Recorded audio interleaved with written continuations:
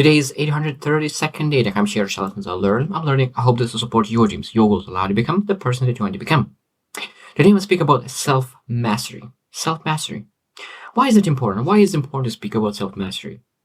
Now, I found that a lot of times people speak about that you need one thing for success, you need the other thing for success, you need knowledge for success, you need six-pack for success, you need to this and this and this and this.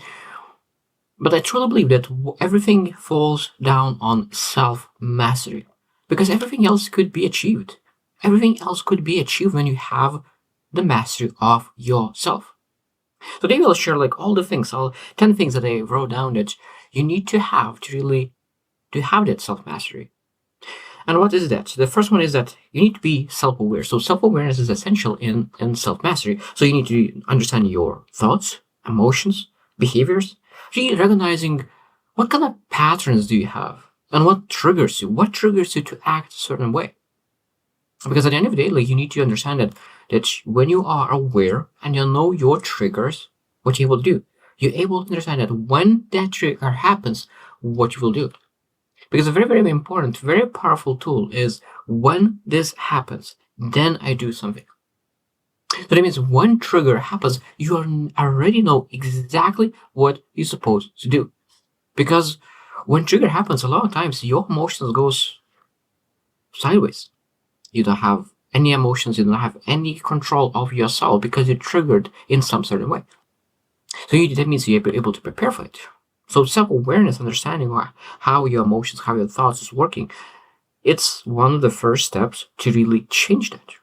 Because you're not able to change what you don't know. Number 2 is emotional regulation. So in self-mastery, emotional regulation is very, very important because at the end of the day, you need to being able to control your emotions. Because if you're not able to control your emotions, that means that emotions is controlling you.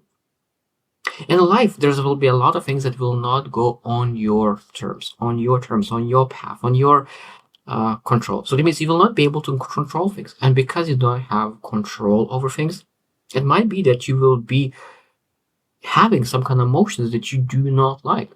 And those emotions will take away potentially your ability to take actions. If you allow, of course. So being able to control your emotions and regulate your emotions during the most important parts. Now, of course, you're able to allow yourself to be miserable for a day, for 2, for 4 hours, for 5 hours.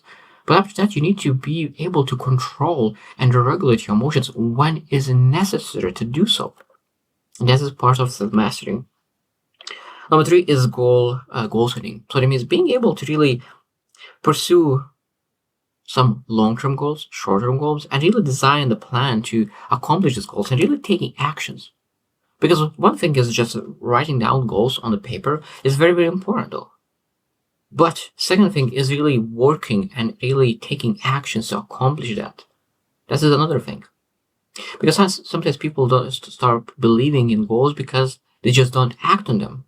They just act on according of their emotions, not on their thoughts and plans and desires. And that is part of the self-mastery, really having those goals and really taking actions in them. Number 4, probably this is one of the most important, is discipline and consistency. And self-mastery is important to have those positive habits and staying consistent and really put that effort in those habits and consistently. Self-discipline, self-mastery and self-discipline is very, very, very close. Because a lot of times people say that, oh, you need to have a six-pack to really be a leader, influence people, and really aspire to be.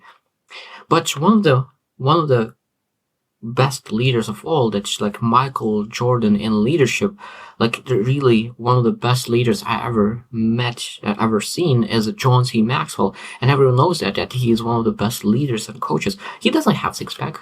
He's a little bit overweight. But why he was able to build such a massive legacy in leadership? Because he is as extraordinary disciplined by himself. He wakes up at 5 a.m. for a couple hours he writes. That's why he wrote 80 books, almost 80 books. And he is massively disciplined. And everyone knows that he is dependable and is very consistent. So it means that you, by really building a six-pack and really building your body, you show that you're able to be disciplined. It's not that easy.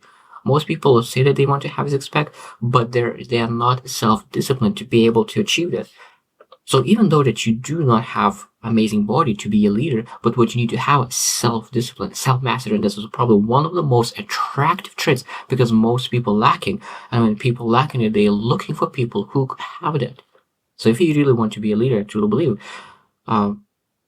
self-discipline and self-mastery is one of the things that really allows you to become and position yourself to the best. Number 5 is mindfulness. Really being able to practice that mindfulness and being present. Probably the saying is most important. Being able to be present. Being able to present. So it means when you sit in this chair, you are in this chair. You're not thinking about something else. You're not thinking about the past. You're not thinking about the future. You're able to be fully present with people. That's the most important. If you want to really be the best in networking, you need to be present with those people. You need to be present and really engage in conversation with all your heart, with all your being, and hear them out. Because when you're able to be fully present, you're almost able to hear their soul. And that's very, very powerful. I think that it sounds weird, but we need to really engage in activities that could give us clarity and focus. And being able to really be mindful. And meditation is one of those, but still, being able to be present is one aspect of really self-mastery. Number 6 is effective communication. Now, of course, when we think about effective communication, one of the most important is really have clear and assertive communication. Not just with ourselves, but with others, and not with others, just with ourselves. We need to communicate with ourselves because we don't sometimes communicate with assertiveness to ourselves what needs to be done, and that's why we don't do that. Besides really assertively communicating clearly, we still need to be able to listen intently, and this is part of communication. Because if you just communicate assertively, you will not become the best leader. Because you need to have self-mastery to really master the skill of listening and hearing and understanding other people. Because when you understand other people and they feel that you understand, your assertiveness will become much more valuable. Number 7 in self-mastery is continuous learning. Continuous learning. That means that you always embrace growth mindset. On this, every single day, seek opportunities for learning. And that's a very, very, very powerful thing. That means that you seek opportunities for growth. That means seek for opportunities where you're able to position yourself out of comfort zone, stretch yourself, improve yourself, get better.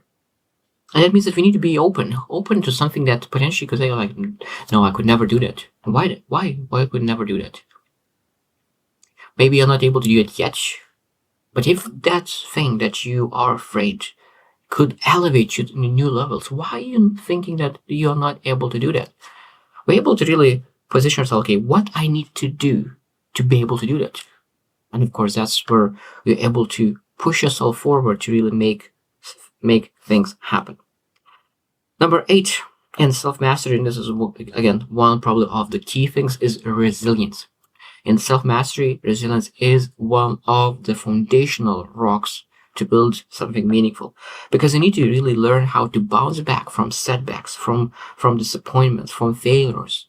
All those things are very important. Really adapting to change, because things are changing and the environment is changing, and really because of that, sometimes maybe we didn't adapt enough and everything failed, and now we need to be able to really come back from that setback as soon as possible and really be resilient and have the mindset that I will work until I will succeed. This is very, very powerful.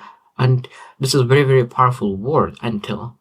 Because I will work until I succeed.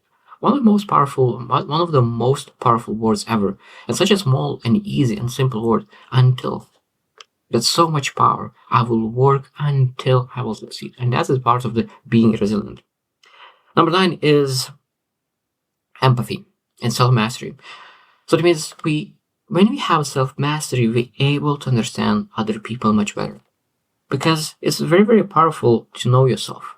Because when you know yourself, you're able to know other people. Because It is almost impossible to know others without understanding yourself. So when you understand yourself very well, then you're always able to look into like what is perspective of another person, how I could able to put myself in other person's shoes and look how I could potentially help. Because the best leaders need to understand themselves, master themselves, and at the same time master of other people, understanding of other people, and perspective of other people. And empathy is one of the best parts for that. And of course, at the same time, empathy is really one of the foundations to really build strong relationships. And the last one for really self-mastery is purpose and values. Identifying your personal values and living in alignment with them. Because one thing is identifying values, and other thing is really looking, are you really living in alignment with your values? You're able to double check your time, where you spend your time, where you spend your money, where you spend your energy. And when you look in those, where you spend your time, where you spend your money, where you spend your energy, and look how you allocate those most important resources to your values, does really that alignment? Is there alignment? Because a lot of times people say that something is very, very important and they value some things, but when they look into their time, money, and energy, it goes somewhere else. And that's why we feel that we are not aligned. So self-mastery allows to know your values and live in alignment with those. At the same time, when we have self-mastery, we understand our purpose and really working towards that. And one thing that I like about self-mastery is that when you're really pursuing some massive purpose, a massive vision, sometimes short-term setbacks or stepping one step backwards to take 10 steps forward is important. And this is, again, not every person will do that, but person who knows what is self-mastery, they are willing to step back or sideways or slow down or take it slower for a short period of time, that they could really maximize steps forward. Because sometimes if you really want to cut very, very fast a tree, what you need to do when you have an axe, maybe the axe is not that sharp. So what you first think will need to do before start hitting the tree as hard as you can, you really need to sharpen that axe. And when you sharpen the axe, the tree will fall much, much, much faster. So it's very important to understand that sometimes people who understand self-mastery, they will look into, what do I need to sharpen? Do I need to take action immediately? Or do I need to sharpen the skill that I could drop this tree as soon as possible? So self-mastery, again, this is one thing that I really want to work very hard this year, because one of my motto of this year is abundance through execution, and self-mastery is one of the foundations of execution. So I hope that you will reflect as well on how well you master yourself, your emotions, your thoughts, your aspirations, and really look at those 10 and how well do you execute on them. And I hope that you will be able to really reflect and find how you're able to improve that and really move forward. So I hope you just win, and see you tomorrow.